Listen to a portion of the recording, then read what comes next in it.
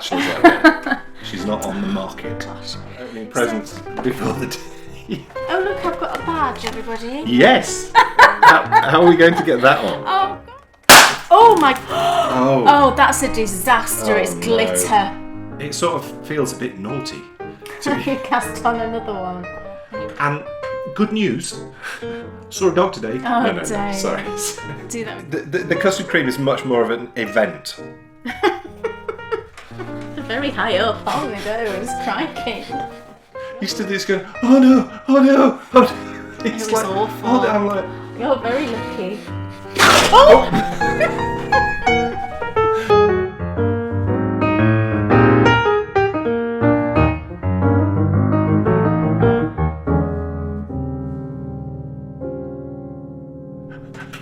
woohoo!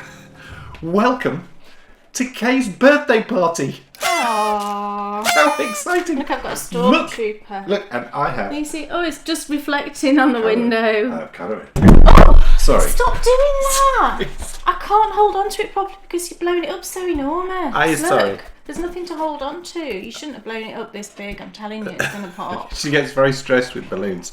Look. It's a cool week. A truly cool week because of course we had the birthday pop on Sunday. We did. So it's like the birthday started on Sunday. It's like a whole week of celebrations. Today, actually, we're shooting a couple of days early because I promised Kate I'd take her out on her birthday. Which is on It's yesterday. Which will have been yesterday. Yes. Yeah. Yesterday was her birthday. But today, because when you have your birthday party, it doesn't often fall on your birthday, does it? It's normally when everyone can make it. Yeah, true. And you can all make it today, so we thought we'd have it today. Look, birthday girly. Yay. Yes. Now, what does every birthday party need, Kay? Balloons. Balloons? Yes. What else do you expect at a birthday party? Cake. Yeah, okay. Look, you had cake yesterday. Not got cake. And I made them with my own fair hands. Oh, I don't know. What else do you do at parties? You'd be very annoyed if you went to a party and you didn't come away with a party bag. A party bag? Oh. Have I got a party bag? Yes. That's an enormous party bag. Look at Kay's party bag. Can you do something with the balloon? Yes. Oh, it's got dashings I can do this. on. Look. Can you see the dashings? Oh, do I get to open it now? You can pull things out of your party bag.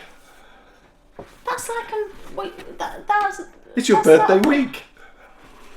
I don't understand. Well, you're always insistent on opening presents before the day. Oh, look, I've got a badge, everybody. Yes. how are we going to get that on? Oh, gosh, have I got to put this on? I don't know how you're going to get it on. Right. Oh, no, there's a pin on it. There's a pin. Oh, that's not too bad. Or I could stand it up. Or you could pin it on. Can you get it on? Yes. Oh, yes. right, okay. There we go. Birthday girl. Woohoo. Could I have found a bigger badge, do you think? Well, that was deliberate. What else is in your party What bag? else is in my party bag? Oh, my favourite peppermint tea bags. Yummy. Sainsbury's Taste the Difference. We tried many, and have. we settled on this. Many that are more expensive than that. It's the peppermint and all of them spearmint failed. infusion. I seem to like the ones the most that have got peppermint and spearmint. And these are lovely. If you're in the UK, get yourself to Sainsbury's. These are lovely. They are a bit pricey. I think they're £2.50 for 15. But they're still cheaper than like The expensive ones. Twinings. Yeah.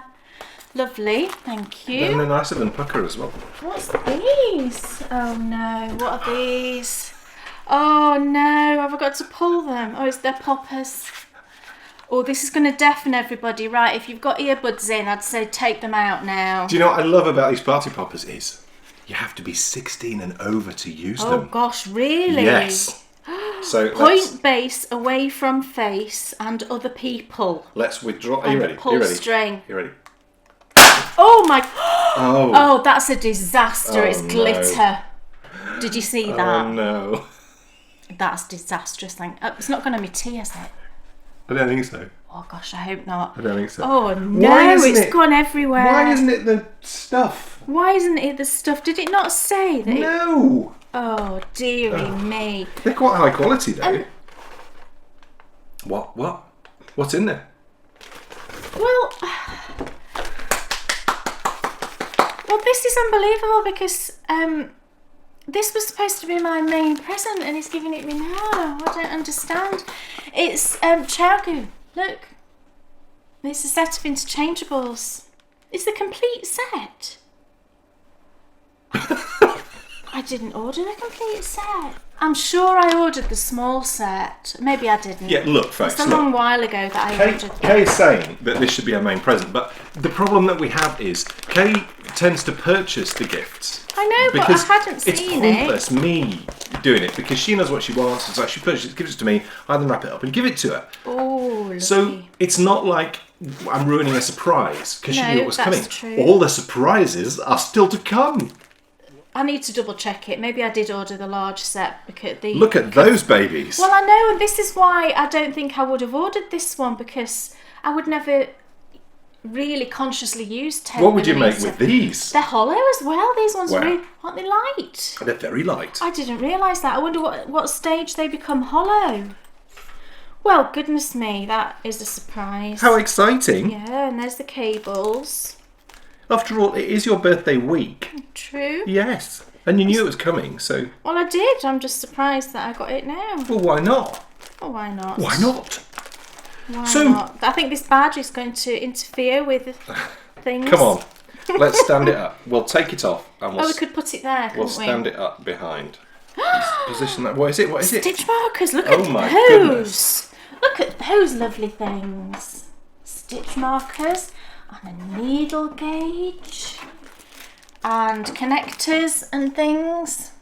So you join us then Totally for distracted now looking at my present. for Kay's very exciting birthday episode, and we have so much in store for you. It's not true. It feels like such a long time between episodes. It has done the last 2 times because so much has happened. It has. Hasn't it? Hasn't so I'm much going happened? to put this away because you've totally distracted me now. It's like giving a child a toy or something. But aren't you happy? You expect me to Well, you're happy. just put it away. She's happy. I don't expect you to put it away. I'll talk a bit and you can have a No, look. it's fine. You sure? Yeah, I'll put it away and I'll look at it later. Are you all happy? Yes, thank Well, you. That's great. Yay. So, yes, Kay's very special birthday episode. We have so much in store. We've had the party bags. The decorations are up. But what's happening today? Well, Got glitter everywhere. it's the return of Biscuit Banter. And it's a very serious Biscuit Banter now.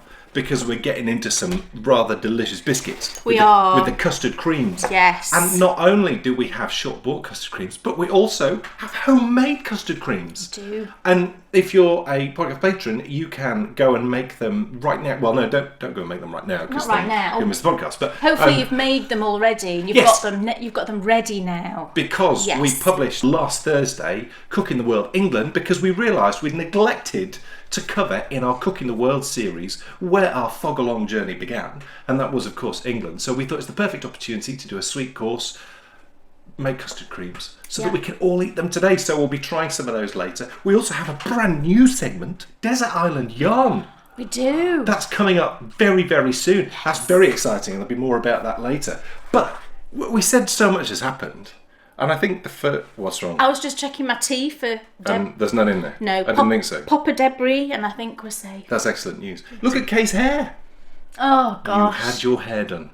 I did, and I've straightened it today. And I know it's not normally straight, but I just thought it'd be nice for a change. But yeah, I had my hair done, had it all highlighted, and I do really like it. But it was very traumatic. It was highly stressful. I didn't enjoy it at all, and I think it's just because I haven't been in a hairdresser's in probably about 4 years. Because our hairdresser was freelance and she came to the house, so I was just kind of used to being in the house, you know. And just the thought of going, it was stupid, I don't know why I got so worked up about it.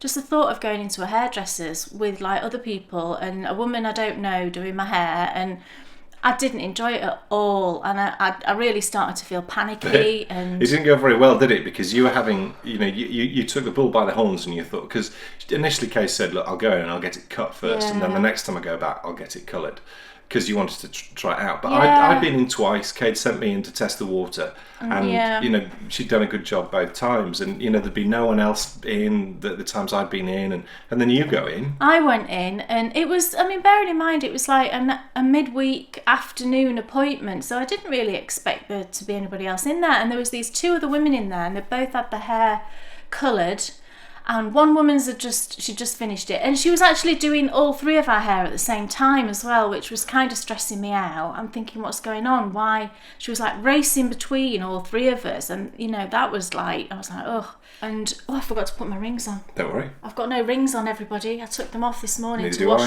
wash the dishes, and I've not put them back on. I am still married. For all you eligible bachelors out there, she's not on the market. Gosh. So she'd just finished one woman's hair, it looked very nice, and she was doing this woman's daughter's hair, and it turned out that this woman was her sister-in-law. She was married to her brother. I kind of ascertained this just from sat there listening. And she'd already had her hair coloured twice that day, and she wasn't happy with it. So she was like, the hairdresser wasn't happy with it. She was apparently correcting a mistake, not one that she'd made, as far as I could say. I could gather. When you're in there having your hair coloured, that doesn't exactly fill you with confidence, does it? And she had, whilst I was kind of waiting, she'd rinsed her hair and then just went, oh, I don't like that, I'm going to do it again. Well, this was the 3rd colour this poor woman had on her head that morning. She'd been in since 9:30, and by this point it was about 1:30. So she's like, you know, will you be all right to have it done again? And she's like, well, my head's a bit sore. Didn't you text me? You said, there's a woman opposite and she says her head's stinging. Yeah, so she's like, but I'm sure I'll be all right. You know, it was her sister-in-law, so she knew her. It's not like she was a stranger. And she's like, right, okay. But the thing is, I said, oh, I think it looks nice. And then when she did it again, she got that look where it was sort of blonde here and then dark here, deliberately. And I just thought, oh, that looks a bit peculiar. But anyway, she dyed it again. You know, so this girl who was doing my hair was running between 2 people at this point, and she just looked completely frazzled, and that was just stressing me. I'm thinking, and by the time she got to rinsing my hair, and I thought, right, okay, I'm nearly done, I felt a bit better. I'd sort of calmed down a little bit, and I did take my knitting, and I did do a bit of knitting whilst the colour was sort of brewing. But I wasn't even thinking about the knitting, you know. I was so like, I just sat there thinking, this is stupid, you're having your hair cut, you know, why are you feeling so ridiculous? And given the fact that, you know, you'd sent me so many really dodgy messages, I just thought it can only have gone downhill from where Kay, you know, last communicated with me. So I'm meeting Kay, and you sort of came striding into the playground to pick up Bryony, and there you are with all these lovely blonde locks, looking very happy. And she was so happy. I was just she happy went home and posted a selfie. I did do a selfie, which is very rare for me. Which I've never known her do in 14 years. I think it was just more that I was so relieved that I was out of there. But so there we go. It's done. And it looks great. And she said she feels more like her than I she feel has more done like in me. a long I always time. historically have had highlighted hair going back a long time, and then it's only the past sort of maybe 2-3 years that when I've had it coloured darker, more sort of, even a bit darker than my natural colour, I think. And I just didn't really feel like me, actually. And I do feel more like me now, it's lighter. Winner all round. But this is, of course, a knitting podcast, and I have 2 new cast-ons for you today. Oh, yes. Do you have any new cast-ons for us today? I do. I have... No, 2! Two. 4 brand new projects. Yes. Do you have any what's off your needles today? Yes. How many? 2. And 2 what's off your needles. It's just too much. I can't cope. Oh, I know. Not. Oh, now, wake up, Carl. Oh, Carl. It's so wonderful that so many people are loving this and getting so excited about this. And I need to say hello to Rizza in New Zealand. Rizza, what a great name. And she had a real challenge getting her partner John to cast on. Oh. But after some inspiration from me, he's halfway through a sock. Wow. They what, watched. he'd never knit before? He'd never knit before. And he's knitting a sock? And John, he's knitting a sock. That's and he's amazing, watching isn't it? with Rizza in New Zealand. They watch and they're now addicted to digestives thanks to Biscuit Banter. Excellent. So by the end of today, we'll add another biscuit to your collection, and there will of course be custard creams. Yeah. But this is what I love about Wake Up Carl, is hearing these stories about significant others who are either sitting and watching and enjoying, or even casting on. So well done, John. Brilliant work. That's so exciting. A sock, I mean, that's amazing, isn't it? I know. Well, hopefully, is it my Dan and Laura project that's inspired you? I hope so. Just holding these balloons just makes me remember as a kid to get a balloon really up to about the age of 14 or 15. Bryony loves balloons. Well, me and my brothers would spend hours playing with balloons. I remember, You have to do this, no, don't hold you? on, You hold have on, to do hold on. that before you blow them Dude, up. but don't the you? other thing What are you doing? that we used to do, I think all boys have done this. Oh my gosh, your face is going very red, honey. They're very high up, aren't they, those? Crikey. You're very lucky. Oh! They've gone. You had to do that. But me and my brothers... Are you alright? You look like you're going to expire. Okay. Me and my brothers, we'd blown up and we'd play this tennis game in the kitchen. And I've actually taught it to Bryony now, but me and Bryony play it across beds normally. We normally find a bed, we stand either side, and it's like tennis and you have to try and bat it down. It's great fun. I love it. Balloons, so cheap, but you can have so much fun. Yeah, Bryony loves balloons. It's so great. But this is a knitting podcast, and I think that we should find out, Kay Jones, what's on your needles? I was just thinking, it is two new things, and this is the first of the new things. I think I showed on, I don't know if it was the last podcast or the one before, I just got some new yarn from Knit Picks. It's Knit Picks Felici worsted, and the colourway that I'm knitting with is rustic. So this one is a new yarn, and it's basically a worsted version of Felici, the self-striping yarn. So I thought I would cast on and see what it's like. It's a 75-25 superwash merino nylon, and you get 218 yards per 100 grams. So this is the colour. It's really lovely. I love the colours. It's quite autumnal, but in a sort of light way, because it's got that light aqua and there's a taupey neutral in there. It's really, really pretty. So I cast a sock on for Dan. And this is where I'm up to, look. I'm doing pretty well. Ta-da! It's really nice. Now, there's loads of people, when I posted a picture of this on Instagram, and I am actually doing a review of this yarn for the patrons, but loads of people asked me... Part 2 will be out soon. Yeah, loads of people asked me, what is it like? Are you enjoying it? And I am enjoying it. And to be honest, when I cast on, I thought, I'm not sure about this. It felt, and it does feel, in the actual, when you just feel a strand, it feels quite cottony, quite cotton-like. It's an 8-plied yarn, so it's very multi-stranded, and I was also worried that it was going to be splitty. Can you see, I'll show you, can you see sort of how many strands there are? And I thought, am I going to have issues with this? But actually, I haven't had any issues with splitting. The only time I did split a stitch was when I was working the heel flap. And I did split a stitch once or twice doing that. But actually knitting the sock round and round, I haven't had a problem with splitting. And actually, when it's knit up, I do really like the fabric. It feels more, it does still sort of have a sort of cottony feel, but it's quite cushy and it's very soft. And, I think we'll see how it wears, obviously. I don't know how it's going to wear. But I'm enjoying knitting with it, and I knit this very quickly, really. The thing that's kind of puzzling me at the moment is, can you see the thickness of the stripes? But I'm now thinking that this might be deliberate. At first I thought, gosh, that yellow stripe, the mustard colour, is much thicker than the sort of rusty orange. But actually, when you look at it, this stripe, the mustard and the brown, look about the same thickness. And then these two look about the same thickness.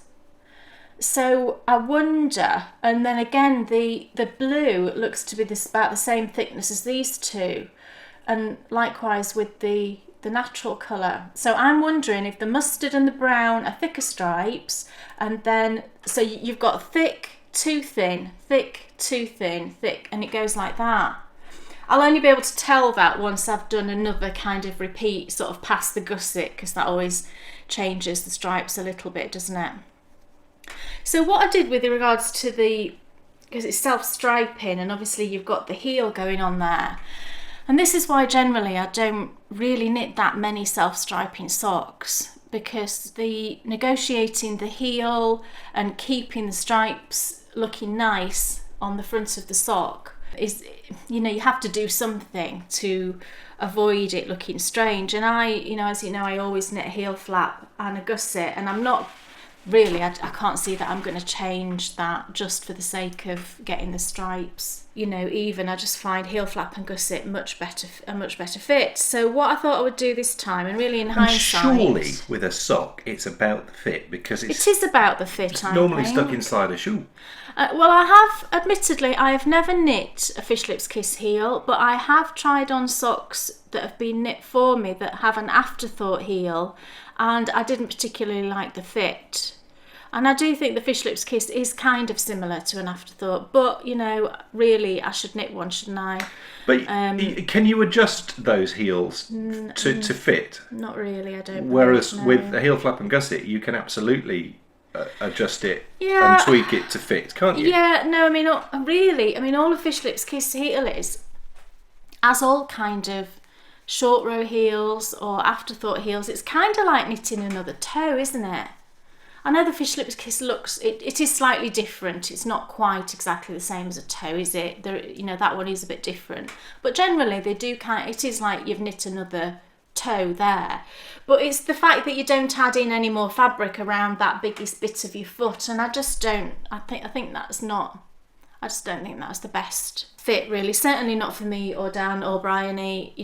This, it definitely works. So for the time being, if it ain't broke, don't fix it. So what I thought I would do is right, I'll just carry on knitting the heel flap, and then I will cut the yarn, wind off a little bit to get back to where I was to make the stripes still correct on the front of the foot. So I did that without realising that actually I've had to wind off quite a lot to get back to where I was. I had to wind off, I think, 3 full stripes.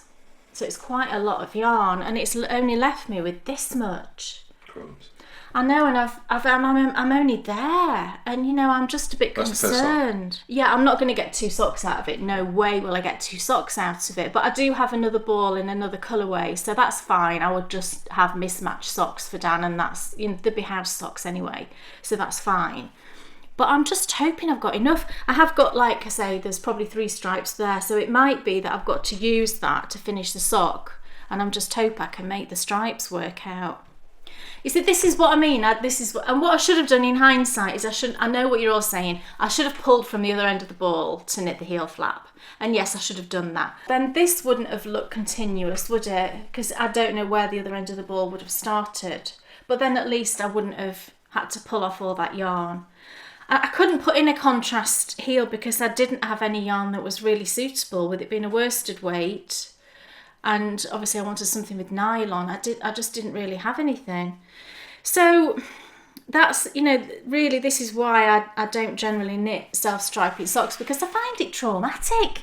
That's a ridiculous thing to say, isn't it? But I just find it a bit too stressful just thinking about the logistics of how I'm going to work the heel.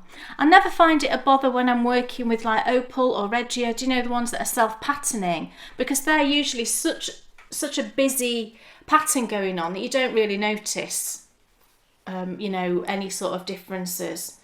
It's not really noticeable. But when you've got something as distinct as this, if I'd have just carried on knitting, I worked out it would have gone, I can't work it out, but it would have missed out. No, it wouldn't. It would have missed out the cream and the gold, wouldn't it? So it would have gone like blue, orange, red, brown again. And whatever I decided to do, it was just, a bit of a thing working it out. In any case, I'm really enjoying knitting it. I'm knitting it on 3.5mm wooden Knit Pro Symphonies. Cast on 56 stitches for Dan for a worsted weight. So it's super quick, really, really quick. And I do really like I am enjoying knitting with it. So, I'll report back on how it wears, obviously, once he's been wearing them a while. Yeah, and I know a few people have knit other things with this yarn. I've seen hats and cowls, and people have said it is splitty, but I wonder if that's because they're knitting it at a looser gauge, so maybe you're more inclined to split your stitches. I'm not sure, but I'm not having a problem. So, Dan Jones, what's on your needle? We got there in the end, didn't we, folks? I was still thinking about the sock. I'll give you a strong 6. I shall knit a little bit on it while you talk. Look, it's a brand new cast on. Since last episode, and look. Oh my goodness. Now you're thinking, how has he knit so much? Well, first of all, I'd only knit 3 rows. You had. Yeah, I So- was going to say you'd only just cast it on. I had. I literally only had just cast it on. This is a bit of lace. Yes, it's holy knitting. Thank you, Robin. If it wasn't for Robin, I would have never started knitting lace. Really? Well, I wouldn't, would I? Because she challenged me. Oh, that's true. If she beat me at knit or Yes, forfeit, yes, I which she forgot did, about that. Yeah, that's I had to knit true. lace, and that was that. Yeah. So it's a Speargrass. The yarn was a present from Kay for my birthday last year, and it is handspun from Knit Natural from Susie Gawley, who, of course, designed the Speargrass and designed the bankhead. And the colourway is Flux Capacitor. And actually, just while I remember, because I'll totally forget, I love it because look, that's like a raspberry, isn't it? No, that's coral. That's like a Well, to me, corally sort of colour. that looks like the raspberry ice cream that we had at Brymore, This. which was a bit of a funny colour. Oh, that was, yeah. Just that top bit. But I get what you're saying with the Yeah. coral thing. It's just so lovely. It's really lovely to knit with. And I'm really, really enjoying having this back. And there's the rub, having it back. Well, before I went into hospital for my operation, I thought I would cast something on and take it with me, which I did. So I did about 3 rows, took it with me into hospital, on the expectation that perhaps I would knit on it a little bit. Well, of course, because of the huge, great gash down my tummy and my inability to really do any of this, I couldn't knit. So I put it in my side cabinet. And I suppose I forgot about it. Well, yeah. Kay then came to pick me up, and I wasn't thinking about any of my stuff. I'm sure I checked that cabinet.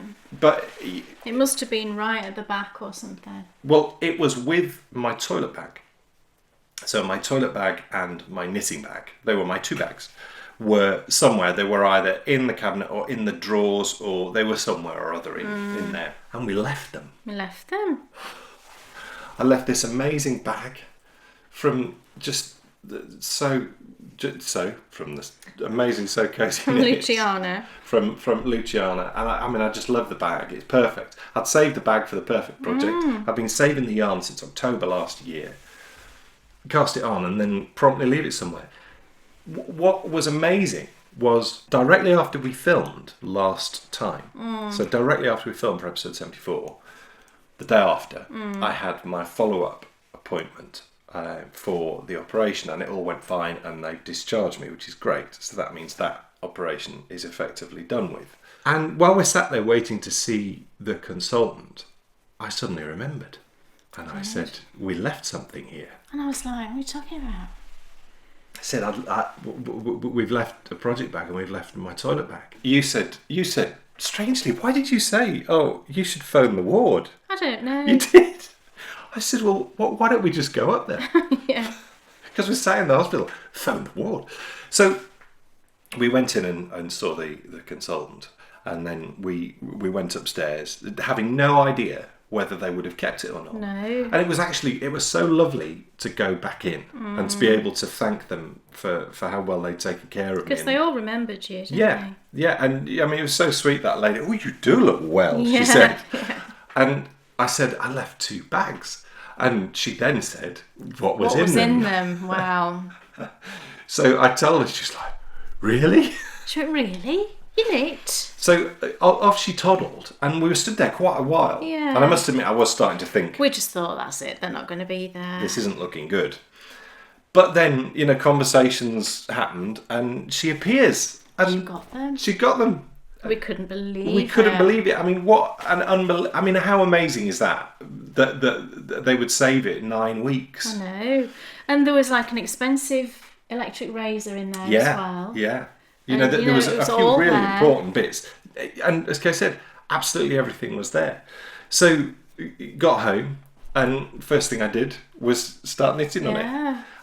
And so this is the project. This will always be the hat, which means an awful lot to me, because it went through that whole the operation journey, but then had a little journey all of its own. It did.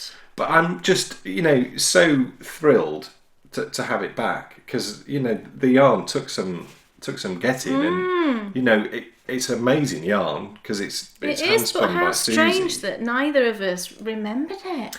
Well, you tend to block things from your mind, don't you? And I think and that's the whole just what happened. hospital experience, I think, whilst they did an amazing job, it was tremendously traumatic, as I was sure you'd understand. But look, I know I've spoken about this before, but just look at that.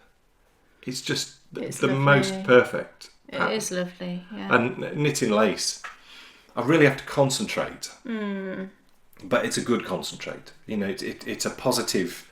It's like when I first did the bankhead. And I definitely wouldn't knit other lace. I don't think. Well, who knows how things will go with me knitting with with thinner yarn and obviously with the sport weights at the moment, and maybe I will go thinner again. But I can't imagine I'd ever be knitting lace on really thin stuff. I don't think so. I can't see you ever doing that. But who knows? Who knows? I never would have dreamt I'd be knitting any lace at all. So there it is. Lovely hat and making some great progress with it. Amazing. So, and we can't give this away. No. No. Are you mad? Are you insane? So I need to make sure that this fits you lovely. And it will. Yeah, but I don't want it because I've done you another one, haven't I? Yes. Is that the green one? No, we gave that one away. No, the green one was a gift, wasn't it? Yeah, we'll have to dig out. I've got another one that's handspun that's a bit tight on my head. Right. Whoopsies. Well, that's not very But good. I'm sure I could block it and stretch it out. Well, we don't want this one to be the same. No, that one does look bigger actually. I think the yarn, the other one, the yarn was a bit thicker, so I think that's made it a bit tighter. What else is on your needles? Goodness, I showed you my blanket last time, my Disney come any film blanket. So I put the lovely pink border on that one on the Wizard of Oz square. And that actually didn't take very long. That was, you can see it's got just 5 ridges all the way around because that's like a central square. So that was really quick to do. So that one's all done. And then just yesterday actually, I started another square and I've wanted to do this for about a week and a half because I knew what film I was going to do. And actually what I was waiting for is I wanted to watch the film again with Bryony just so that I could look at the colours and the characters, and as we were watching it I wrote down the blocks that I was going to do. And I'm doing Bed Knobs and Broomsticks. I think I said I wanted to do that one. So I wrote down what squares I was going to do, and I cast on last night and I've just done one square, but it's a start. And I think it's sort of nice to see the start of a mitered square something when you've only got one square. You don't often see that, do you? So this is the first square. And this is like the square for when, if you've ever seen Bed Knobs and Broomsticks, where they go under the water and they sing Bobbing Along. So it's lots of kind of sea, underwater sea sort of colours, different shades of blues. And so that's the first one. And actually I think I used another Crafty Girl, fondant fibre I started with, then another Crafty Girl, and then this one is No Makers. It's a mini that I've had for a while. And it's very thin, the No Makers. It's the House Gnome, I believe. I don't think I've ever used it before, and it's a very light fingering. I'm not sure I would want to knit socks with it. It was very nice to knit with and no problem, but I thought, gosh, that is very thin for a sock weight yarn. But perfectly fine for my little square. So that's the first one. And then the second one I'm going to do is Miss Price, who is like, the main character. It's Angela Lansbury. And right at the very beginning, I thought, what colour shall I do this? And right at the very beginning, when she goes and she collects the children, she's on her motorbike and she's wearing a hand-knitted scarf and what looks like a crocheted hat to match, actually. It doesn't look knit, it does look crocheted, I think. But have a look if you've got the film, just have a look and work out whether you think that hat is knit or crocheted. But the colours are these. This one is like a lilac, although it looks pink on the screen to me there, but it's lilac. And this is like a lemony sort of colour. So I'm going to do Miss Price, those two colours. And these are both Cascade Heritage. This one I think is, Iris, is it Iris? It might be. And this one is Butter. I just got this colour. I've been wanting this one for ages, and whenever I've gone to look for it, it's been out of stock, but I've finally got it. So I know it seems very flamboyant to wind this up just to knit a little mitered square, but I just thought, you know what, I want to. So it's my birthday. Yes, I'm going to do that. So Lilac and Lemon is going to be Miss Price. And then the other squares I'm going to do are the bed, which when you look at it, it's a brass bed, and the bed cover is like golds and creams. So it's going to be all shades of golds and naturals. I'm going to do the Home Guard, you know, like the soldiers at the beginning. That's all sort of army-ish colours, browns and khakis and grey and beige. Professor Emilius Brown I'm going to do. The Island of Naboombu, because you've got to have that, haven't you? The Island of Naboombu. And I'm going to do the colours of the lion, which were yellow, red, pink and orange, which will be great fun. Then I'm going to do Portobello Road. Again, if you've seen it, you'll know it's where they sing that particular song. And bizarrely, this is like during the war, the Second World War. So most people are dressed very sensibly, you know, a lot of people dressed in uniforms. But then there's these random dancing ladies in these really bright colours. I think that's the 70s flowing through. Yeah, it was made in 1971. So I'm going to do that one in all bright colours of these dresses of the women. And then I'm going to do White Rabbit, because Miss Price turns Dr. Emilius Brown, Professor, into a white rabbit quite often. So I'm going to do white and pink for the nose and the inside of the ears. And then the last one I'm going to do is like suits of armour. Again, towards the end of the film, these suits of armour play a really big part. So I'm going to do greys, reds and yellow, because there's like flags as well. So I think that'll be a really fun block. And I've got a bit of a hankering to start another mitered square blanket, but I kind of want to do it the way that Jules is doing hers, you know, on So Sweet Violet. She's doing it so that the centre 4 squares, you know, the decreases go, is it like a diamond? No, it does go out like that, doesn't it? It's not like a diamond, is it? Yeah, they go out. It's like certainly do a diamond. It's like a cross. Yeah, but it does make diamonds when you look. Well, it doesn't. It sort of goes out like this, doesn't it? You know what I mean? If you've seen it on Jules's podcast.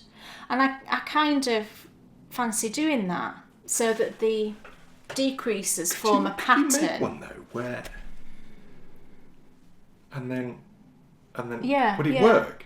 Well, I think so. Because that'd look immense. Yeah, I think so. Diamonds, I think it would diamonds work. going out. And by knitting it that way as well, I quite like the idea of, instead of it being in rows, you can knit it just randomly. You can add like a square over here and then a square over here. And I quite like that idea, that it's not as regimented in rows. So I might save that and have that as a cast on when we go on holiday. I think that might be something nice to look forward to, because I've started stockpiling minis again. I'll show you some of those later. So yeah, I'm really enjoying that, and it's just a nice thing to do. It's just a really pleasant, fun thing to do, you know. What else is on my needles? Well, it's another new cast on. Looky. Is this Hobbit Land? Yes. Well, this is Baker Base yarn. It looks fabulous in that base. Hobbit Land. And this is obviously sport weight. And it's a new sock. Yes, I told you last time I'd come up with my cunning plan, and I do believe that my cunning plan will help me dramatically towards achieving my goal of knitting all the socks that I'm planning on knitting in the Dan Lara project. This is the next sock in the book. I'm going through the book stage by stage. Started with the Stree, which I'll show you later, made some excellent progress on that. But this is the Mouchoir socks. Mouchoir. What does it mean? It means handkerchief. Ah. It's cool. You know, what has been interesting is knitting with the metal DP ends has made me a better knitter with the wood DP ends. I still would prefer to be on metal DP ends, but I'm not having the issues that I had before, or I certainly haven't on the cuff had as much of the issues as I had before on keeping the gauge right all the way round. Obviously I used Kay's avoiding ladders tutorial. I've used that about 5 times, and that's really helped. But I'm certain that not having to worry about the needles, because the needle broke so early on in my knitting, I think I was consciously thinking, Whereas going on to the metal, I've been able to, I wouldn't go as far as to say hone my technique, but at least develop a DPN knitting technique that's meant when I've picked up this, I'm able to get cracking on it, which is really good. And whilst initially being slightly sceptical, no, sceptical is the wrong word, but I've done 3 or 4 rows in pattern, and initially I was uncertain. And there's some elements to it which are definitely more challenging than the stree, but actually it's really easy to read your knitting because the pearls are just waving. It's knits and pearls that create a pattern, isn't it? Yeah. Which you can't really see at the moment, but no. It's Tune really into lovely. the next Dan and Lara project, and I'm sure you will be able to see by then. It's really nice yarn though. Look at the colour. It looks really lovely on the screen. I love this colourway. I've dyed it up a few times now. Hobbit Land it's called. And I just love it. I had trouble finding greens that I liked, straight from the kind of dye powder. So I decided just to try and create my own, and it worked really, really well. And I just love the different shades. It's really pretty, and it dyes up differently on different bases. And I love this one on this base. Yeah. It's really lovely. It's great fun to be knitting a second sock. I know this might sound totally stupid to you, but it sort of feels a bit naughty to You cast on another one and you've not finished the others. To be knitting a second sock at the same time as the first sock. It's like, ooh, because I've never done that before. As I told you last episode, I've never had 2 socks on the go at the same time. And there's even part of me that wonders if I could have 3.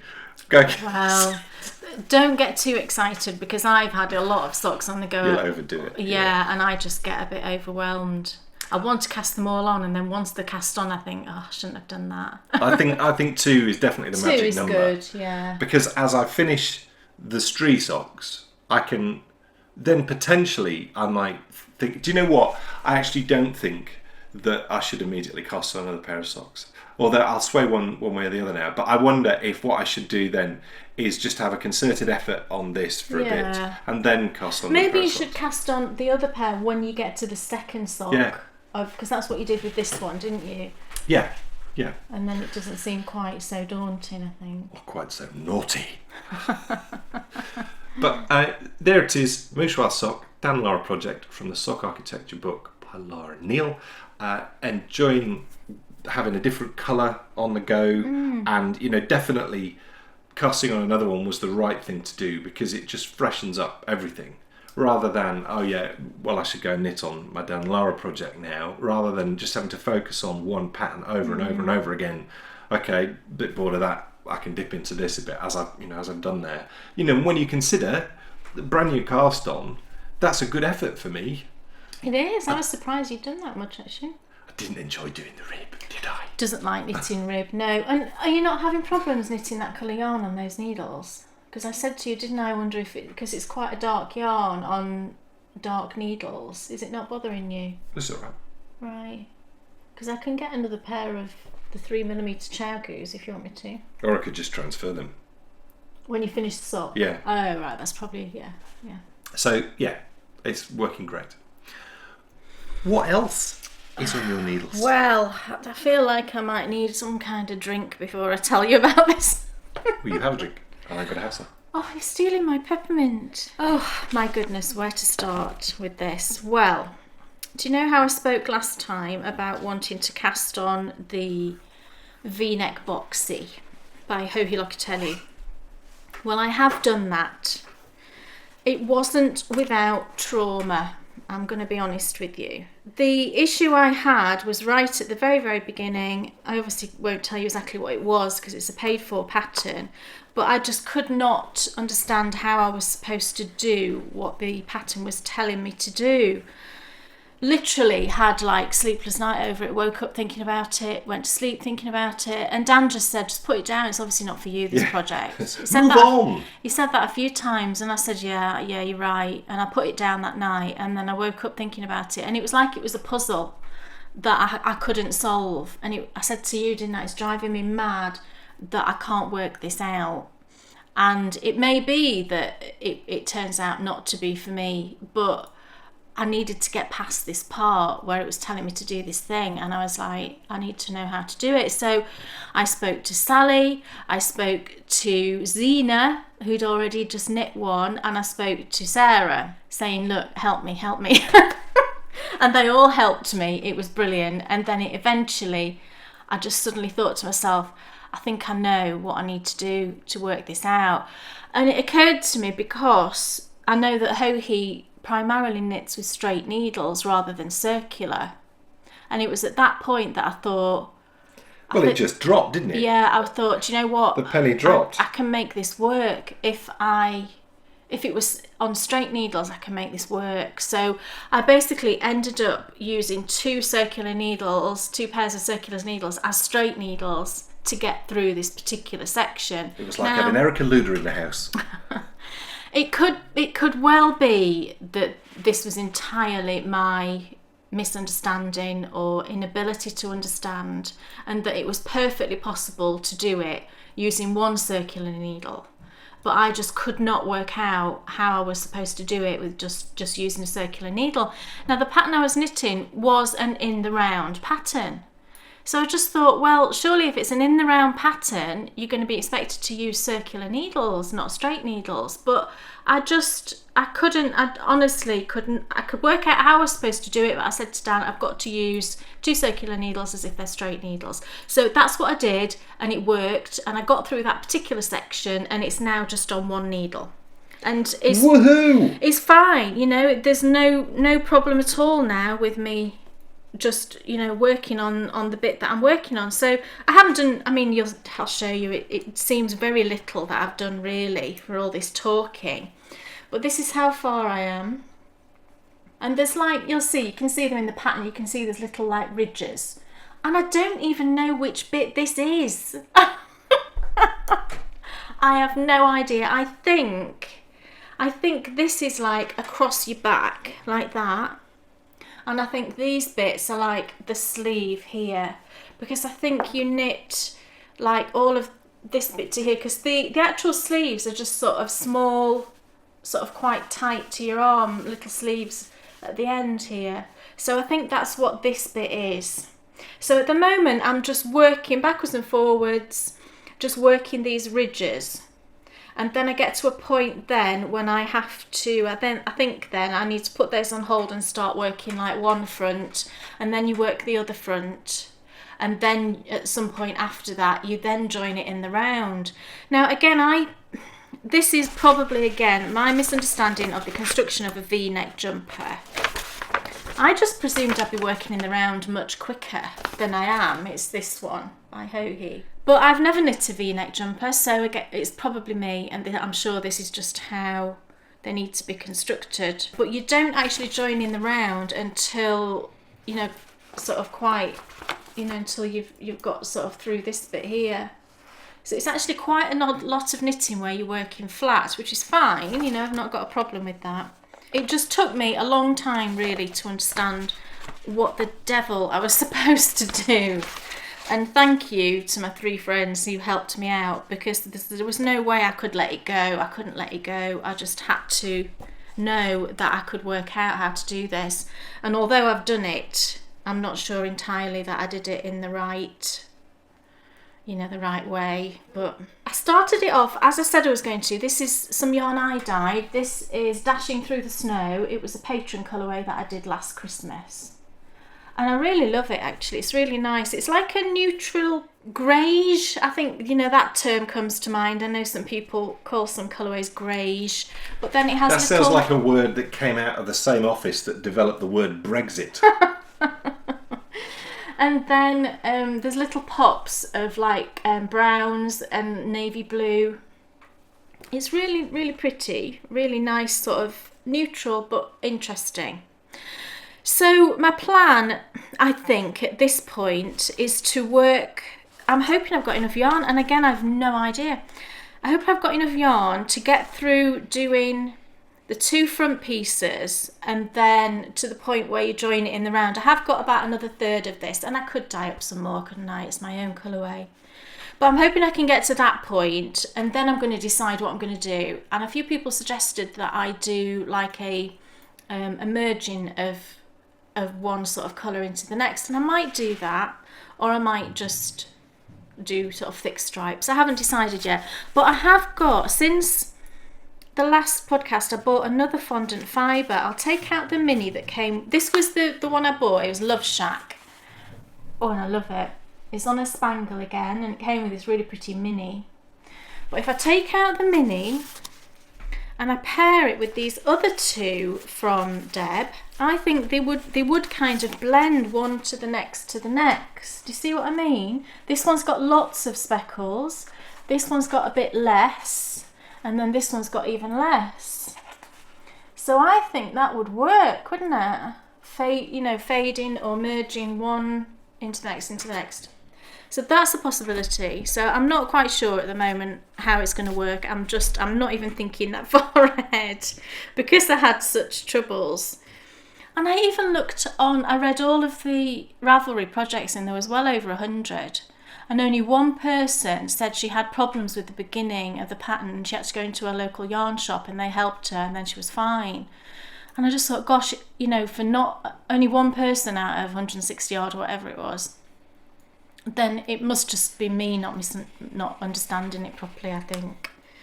So there we go, and I'm using 3.5mm wooden needles at the moment, and I think you use 3mm for the ribbing. That was my trauma with that, but I am past the trauma, and it looks like, certainly this next section, I seem to understand everything I'm supposed to do, so fingers crossed. It's the street sock. This is my second sock. Look, just to prove that it is my second sock. There's the first one. And there's the second one. And there's not too far to go. No, there isn't. No. Not too far at all. No, maybe a couple of inches. Yeah. And it's so much nicer on metal. It's such there'll be an element of the fact that it's obviously the second sock that I've knit on DPN, so as I said before, you're technically getting better, but just not having the stress of the wood, it's not perfect, but it's better than the first one. So again, it's way better than the first one. Yeah, the heel flap worked really great because this time, instead of last time, my head was just too deep in the pattern and I wasn't looking at the knitting enough. This time, I was looking at the knitting. We spoke about this before on Kay's instruction. You read the knitting and yes, follow the pattern, but look at what's in front of you, and it's much better. Much better. Yeah, it's really good. I really love actually the contrast between that and that. It looks just great, and the yarn is brilliant. It's a really, really good sport weight. This. There's not really anything that I could criticise about it. No, it looks really good. I really like that base. It's 100% BFL, and I think it's lovely. It really is. We'll see how it wears. But that's the key, isn't it? Really, the heel flap. I'll go into detail on this on the next episode of the Dan Lara project. But the heel flap is interesting, and I thought before that I'd got it wrong. Yeah. And actually, I don't think I had. No, I don't think you had.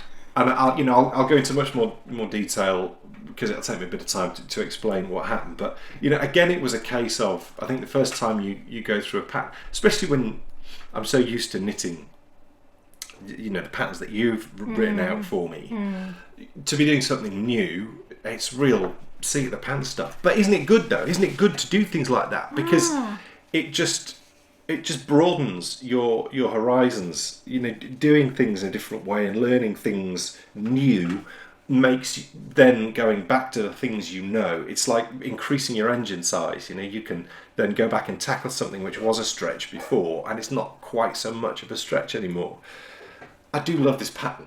It does look... It looks lovely. I'm definitely going to use it at some point. Yeah, really simple, but all the best things they are simple. So street socks, still knitting it. Look, crumbs. Gosh, no, you'll have enough. Yeah, absolutely. But I don't recall getting that far down on socks. Why is that, Kay? This is the first time I've knit socks in sport weight. Right. Historically, I've knit them on DK. Yeah. And I always end up, there's like half a ball left.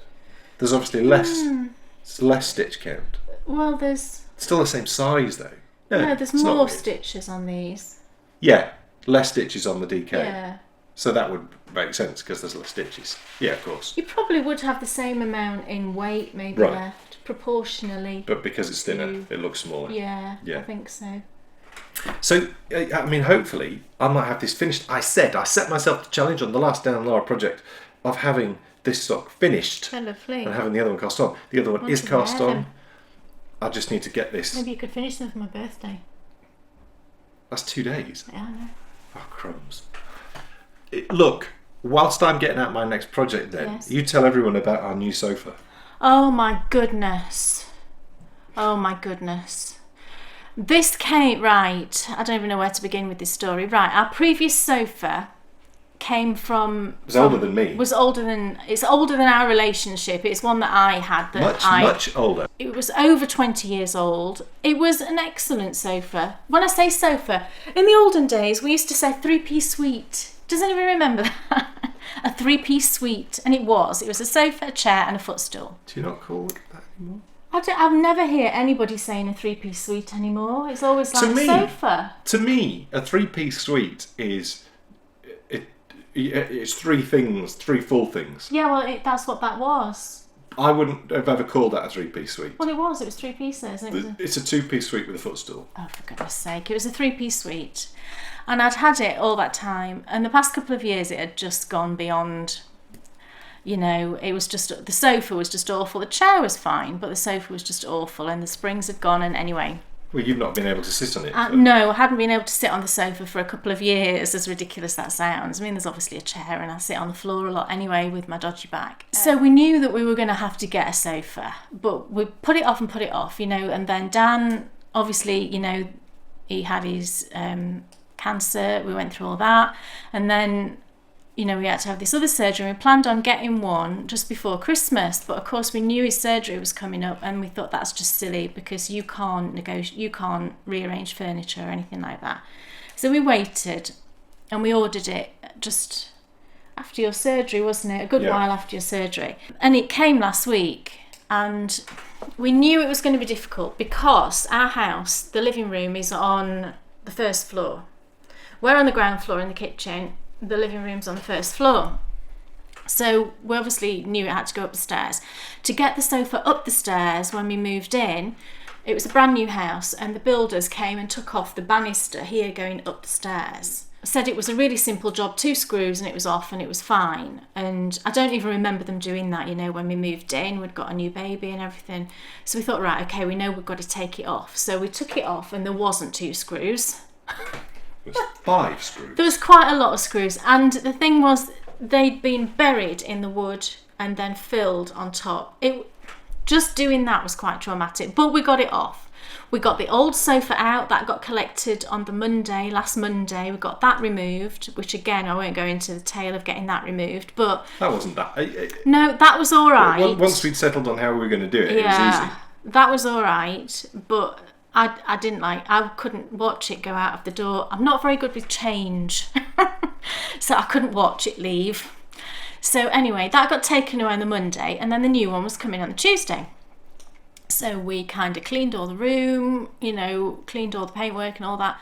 And then it arrived on the Tuesday. Well, they took one look coming up the stairs and said it wouldn't go up. And you were like, well, we measured it. We measured it in the showroom when we went to see it. We measured it from the measurements on the website. We measured our old sofa, and it actually showed it as being slightly smaller, slightly in length, didn't it? Yeah, plus we also went in and specifically said to we did. the guy, the salesman, and that's isn't it? It's when you say that word that things start to go wrong. We even said to the salesman, look, it's a tricky job, will your delivery guys be alright? Oh, it'll be problem. Fine. And he actually even told us it comes apart. Well, it didn't come apart.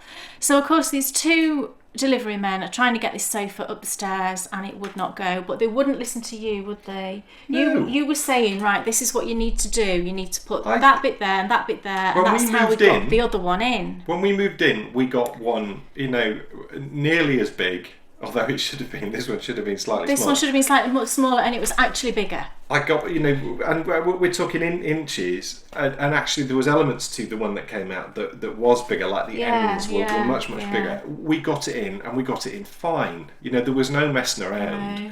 But they just wouldn't listen to me. It was like, we know what we're doing. And I think they'd got it in their heads before they even tried that it wasn't going to go up. It wasn't going to go up. What frustrated me, though, is when you get something delivered from, you know, a delivery crew, professional, that, you know, it was all sold to us in a way, you know, they were texting us and we beforehand. paid quite a lot for them to deliver it as Your well. crew and blah, blah, blah. I expect them to turn up and tell me how it's going to be. Not come in and go, oh dear, that's not going to go up there. Well, you can imagine me at this They should have point. just walked in. They should have walked in all confident, you know, looked at the situation and said, that's not going to go up there, but it will go through your French windows at the front of the house. They didn't say that at the first. So they spent half an hour trying to get it up the stairs, and we thought we then started taking the other balustrade off, didn't we, thinking we were going to have to do that, and couldn't do it. We just couldn't take it off. And then he says, well, it'll probably come in that front window. And at the front of our house... I don't even think he said probably. He said it will, yeah. It'll come in that front window. Why That's didn't all he he say that needed. in the first That's all he place? needed to do. Come in, take charge. It will go in through there. Because they actually went up a step ladder, you know, one of them was holding the sofa like this. I thought he was going to have a heart attack. Well, you were hiding. Well, I had to hide. They said, oh yeah, well, we'll lift it in up there. And by now they're going, oh yeah, it'll go in there, no problem. So I was like, okay. I mean, I would never, in a month of Sundays, chosen to bring it in that way. But, you know, off they go, massive sofa, and this one man, he stood there going, oh no, oh no, oh no. It was like, awful. I'm like, oh my goodness, what are you doing? And then I'm at the top, and I'm trying to hold it, and then the other one comes running round. It's like, oh no. But it did just go straight in. It did just go through. So, you know, it's fine, and it's in, and it's lovely. It's taking some getting used to. I think it's just a change. It's very comfortable. It's beautiful. Well, after having the same sofa, Kay, for 20 odd years. I know. It's just taken me a long time to get... I don't feel comfortable. Isn't it weird? You know, and it is lovely. It's beautiful and everything, and it's very, very comfortable. But it's just different, and so that was incredibly traumatic. And that came on the same day that my mum decided to fall and break a bone in her hand. I think it was all the same day. Oh my goodness, dearie me. But thankfully, it wasn't a broken wrist. It was just no, a broken I thought bone on the back of her I was hand. told so at first it was she's going to have a pop off in 5 weeks. 5 weeks. I thought it was her wrist. She told me the other day it was actually one of the bones here. So I think it could have been worse, and it's actually a left wrist as well. So again, could have been worse. So you know, loads of positives coming out of a negative situation as well. In the and fact she's had lots of visitors. You know, she's been so lonely this last year, and she said to me, you know, the first day I've had loads of people coming in today, which I think, you know, you try and pick the positives out of situations, don't you? And that's definitely a positive, that she's had all these people in and out of her house, and they've all been very helpful and very good. Kay's saying she's not comfortable on the sofa. She will be when she's wearing this. Look, lovely. It's starting to take shape now. Yeah. You could sort of pull this off as a new sort of fashion design. I wonder if you'd like a bigger needle, a bigger circular. Do you think? No. No, all right, okay. Why would I want a bigger It's quite circular? scrunched up on the needle, isn't it? But I know that sometimes that's easier to knit if it's too scrunched up rather than stretched out. I've got no problem All with it. You know, no problem at all. Fine. Which is, it's quite good actually, because we did think, didn't we, that there were so many. We did think at one point that it would have to go onto bigger needles when it was all on the needles. Yeah, but you managed to. Yeah, I mean you managed it. So. Yeah. So there are some loose stitches here and there, but. Oh yeah. Oh gosh, that is loose stitch, isn't it? Oh, is that where you've joined? Oh, there's a join. No. Oh, there isn't. You can tighten it up from the back. Yeah. Thank goodness. But it's Irish coffee. My first ever garment. What's the yarn? I can't remember. Rowan Pure Wool Aran. It's a joy to knit with. Antique red. I remembered the colourway. Yeah. Well done. Antique red.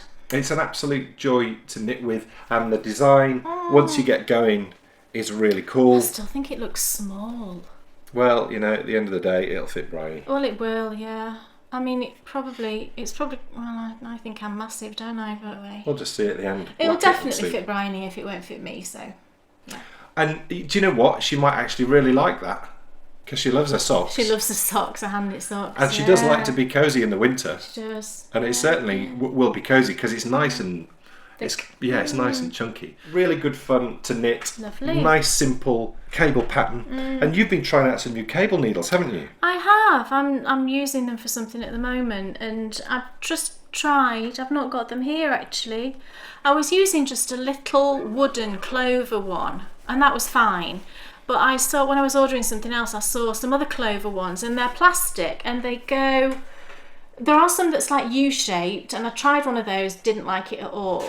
But there was another one that goes straight and then just has a little dip down and straight again. It's that sort of shape. Really like it. Really like that one. So it's time for us to find out about our desert island yarn. In Knitability, we have our Meet the Designer section where we interview designers. We started off with a sock petition. We've just had a wonderful interview with Susan Claudino, and hot off the press, in issue 3, we will be interviewing the amazing Laura Neal. How exciting. Yes. And what we thought would be cool would be, in the course of our interviews, we're going to introduce a question which we're going to ask everybody. And that question is this. Imagine you're about to be deserted on a desert island. Sounds wonderful. It really does, doesn't it, at the moment, with the state of the world? But you're about to be deserted on a desert island. Yeah.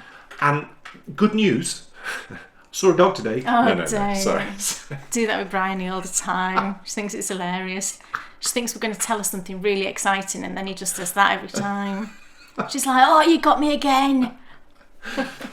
But good news, you can take an indefinite supply of yarn and some needles. Now, it's only one pair of needles, and the yarn, it has to be the same. Same brand. Yes, so you can't take like 5 different brands. It's just one. Just one brand, but an indefinite amount of that brand. You have a huge supply of it. Right. What would you take? Kay, what would you take? Well, I think it would have to be. Yeah, I think it would. I think it would have to be the blacker Falkland Islands, the blacker swan. I love that yarn. I think it would have to be that. Seriously? I think so. Amazing. The thing is, I could knit socks with that, but it's merino. It does have a bit of Shetland in it though, so that would give it a bit more strength. And I suppose if you've got an indefinite amount, it doesn't matter if your socks wear out. Plus, you're on a desert island, you'll be walking on sand. That must be easy on your socks, do you think? So that might be all right. Yeah, I've talked myself into it. And probably, what size needle? Well, that's a 4-ply, so, but it's a thicker 4-ply. Maybe 2.75 mil. I do like that size. Right. What else could you knit with that? Anything. Oh, okay. So if you took a circular, you can only take one needle, so you'd have to just take a 32-inch circular, wouldn't you? But you can knit all sorts. You could knit socks magic loop with that, and then you could also knit a garment on that, couldn't you? What needles did you say you take? Have you said? Oh, I haven't said what brand, have I? I don't know. I suppose what if it breaks? I mean, what do you do if it breaks then? I know what we could say. You have an indefinite supply of yarn. So it follows that you can get airdropped in if they break. Right, but it's got to be exactly the same needle. Exactly the same needle. Well, gosh, I don't know. I might go for wooden actually, if I'm honest, because I'm thinking, what if I start having problems knitting on metal? Right. And I've only got metal forever. So probably just a Knit Pro Symphony wooden, 32-inch, 2.75 millimetre. Circular. Yeah. Right. I think because you can do so much with that. Yeah, I think so. Yeah. And you're definitely going with the blacker. I think so. Right. I mean, I'm surprised, to be honest. I would have brought some down to show you if I'd known. Right. I was going to say that. Right. Well, no. That's even better. That just shows how honest that answer was. Yeah. What about me? What about you? Yeah. I'm still thinking about my answer. Sorry. What about me? Well, I would... it's tricky. I'd go with the needles first. I think I would take some Chagu circulars. Right. So metal circulars, definitely. I would just take whatever length that you told me to take. Right. Because I don't know. But I could knit everything. I could a magic loop. Yeah, that's what I said. Yeah, any size, Right. you'd be absolutely fine, wouldn't That's you? true. Yeah. But what I would think is I would go with the anticipation that I probably wasn't going to need socks. Oh yeah. Well, maybe, but it might be chilly of an evening. It might You never be. know. It might be. I'm also going to go perhaps in the mindset that we've both been deserted there, Right. and you can deal with the sock knitting. I'm going to go with the expectation that I'm going to need to knit garments because Right. we're going to need clothes. We're going to need clothes. That's true. So the question is, what yarn do I take? I mean, Yeah. that's tricky if I'm knitting garments. What do you take? I suppose you're going to want to churn it out relatively quickly. So I'd probably go. I mean, to be fair, you don't get much better than that, do you? That's really nice. But yeah. perhaps that would be too warm. Well, it would be warm, wouldn't it? So, crumbs. I mean, if we're going on the yarn that I really love the most, I'd probably have to say Opal. Yeah, you see, I did think about Opal, but then all I'd want to knit is socks if I just took Opal. But saying that, this shawl's knit out of Opal. Yeah, I mean, yeah, it's a tough one. I think that the nature of the situation that you find yourself in would mean that you wouldn't just want to sit there and knit socks. No, that's true. You would be thinking much more. We're thinking very practically, wouldn't you? seriously about this, aren't we? Well, you do. You have to give this serious consideration. I think if it came down to it, I think that yarn would be way too thick. Yeah, it would, wouldn't it? And you could knit squares and we could make blankets. We could. So, when it gets cold, that's what we could use. Yeah. So actually, I think That's true. but then we're going to be in trouble if I take Opal and you're knitting socks and I'm knitting socks. You've just said you're not knitting socks. Well, I know, but I really like Opal. Oh, gosh. Well, take Opal then. Do you know what? I'm going to take Opal because every time I knit with it, you just think this is great, and you just know, whatever drops, whatever the helicopter drops for us, whatever the colourways might be. Well, that's true. That's the fun thing about Opal, isn't it? That Yeah. there's so many. So I'm taking Opal. Right. And what needles am I taking? What thickness of Opal are you taking? I didn't know they did different thicknesses. Of course they do. What choice do I have? Fingering weight. Yes. They actually do one thinner than fingering weight now, but you won't want that. They do a DK and they do a worsted, don't they? Well, I'll take DK. They do a sport weight as well, I think, actually, now I've said that. But probably DK. You've knit with the DK. I could knit garments in DK. Well, you could. That's what I'm doing. Yeah. This is genius. I did not even realise. I thought because I only ever see you knitting socks in Opal. Right. You've knit Unless, Opal of course. socks. Yeah, I realised that. In thicker Opal. I forgot that. I'm so focused on the fact I'm using thinner yarn. Memory of a fish. Oh, you can talk. So I'm taking Opal and I'm taking Chiagu Circulus. Right. And what thickness should I take if I'm knitting Well, garments? if it's DK, 3.5mm maybe. There we go. Done. Your tight knit, 3. I was thinking you might want to knit stock 3.5, 3.75, one of those. I'm not sure which. Done and dusted. Yeah. I think it's a really interesting question, this though. When you have to really nail down on, you can only take one yarn, you can only take one pair of needles. Share with us. We'd love to know what yarn you would take on your desert island. Yes. Now, I know that Lennis, watches with her husband Dan. Yes, I know. And she also watches with her daughter, and her daughter calls us, I need to check exactly what she calls us. Don't worry, it's nothing bad. We are the knitting people. Oh, the knitting people. There could totally be a children's TV programme, the knitted people. Well, Lennis watches with her husband Dan, and he loves the history segments. Now, they will be back next episode where we will be on our second new adventure, and I'm so excited. I'm also excited slightly nervous. Why? I don't know. It's funny that, isn't it? I think it's because it's been a long time since we've been properly back in the swing of this. So, deep in the midst of planning it now and trying to make sure that it's just as good as, It's a great location, though. It is a great location. I wish you could all come. Well, you can. Next episode. Yes, the new adventures will be back. So don't worry, Dan. I know we've not been doing any history this time, although we are going to be in just a moment, because we're going to be doing the history of the custard cream. But just before we move on to that, also as well, Anne in Sacramento is watching with her husband Jerry, who loves travel shows and he really enjoys our visits. Wow. Anne's also a runner and she watches with her daughter too. Oh, So there's lots of daughters watching and that's husbands. lovely. Sacramento. That makes me think of something we used to watch that was based in Sacramento. Was it The Mentalist? Yes, Yes. The Mentalist. Yeah. That was Sacramento, wasn't it? Yeah. So enough talk about biscuits. I think we should get on to the return. And I'm so glad that everyone enjoyed this last time. And it was so sweet. Someone thought that Biscuit Banter was the replacement for favourite places to knit. It most certainly is not. It's just a nice little filler for us every so often, just like biscuits. Yeah. Oh, Would you like another cup of tea, Vicar? It's custard creams. Custard cream. Oh my goodness. Now, did you do any research, Kate? I did a little bit. Did you? Yes. What do you know? They originated in 1908. What else? The design on them, because that was in the Victorian era, Oh, she's clever.